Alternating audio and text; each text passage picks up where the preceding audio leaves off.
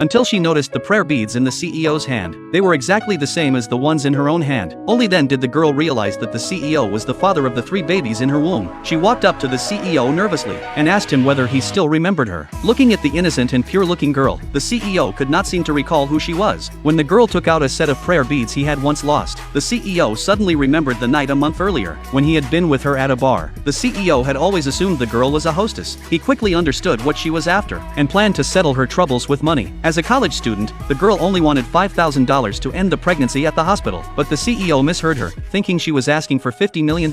Angered, he pressed her on why she needed the money. When he heard the girl say she was pregnant, the CEO froze on the spot. At that moment, the CEO's mother, who had once briefly met the girl, stepped forward. She had planned to introduce her son to the girl. To her surprise, the girl was already carrying her son's child, but the CEO still believed the girl was a scammer. His mother asked a doctor to verify the girl's condition, and received a definite answer from the doctor. It turned out the girl was carrying triplets. The mother thanked God with joy. The CEO had always believed he was infertile, so he refused to believe that the children in the girl's belly were his. Although the girl's background seemed suspicious, the CEO's mother insisted on bringing her home, and so the girl arrived at the luxurious mansion. She could hardly believe that the father of her children was the richest man in the country. Knowing she was not a good match for the CEO, she planned to leave, seeing that the CEO did not like her. But the CEO's mother comforted her, saying her son was not good at expressing love, and urged her to stay and focus on her pregnancy. Later, the mother asked the CEO to take good care of the pregnant girl, and to marry her as soon as possible. Unexpectedly, the CEO had no feelings for the girl at all, thinking his mother had deliberately arranged for the girl to meet him at the bar. The suspicious CEO could not help asking the girl whether he had been her first client that night at the bar. The girl was stunned for a moment. Then she replied that she had been desperately short of money and had many clients. Hearing this, the CEO assumed she really was a hostess. He took out a marriage agreement for her to sign, stating that he could not accept a loveless marriage. He would take responsibility for the children after they were born, and would compensate her. Little did he know that the girl only wanted $5,000 for the procedure, so she changed the compensation in the contract to $5,000, and wrote an IOU for $5,000, promising to work and pay it back over time. At that point, the girl's mother used her grandmother's heirloom as leverage, to force the girl to return home and marry a 50-year-old man in exchange for the bride price. The girl secretly left the CEO's house, planning to get her grandmother's heirloom back before going to the hospital, only to be tied up by her parents. They forced her to agree to marry the older man for the bride price. At the critical moment, the CEO arrived just in time to stop it. Watching the girl being beaten all over her body, the CEO was furious. He planned to take the girl away from here, but was rejected. The girl's parents demanded $1 million.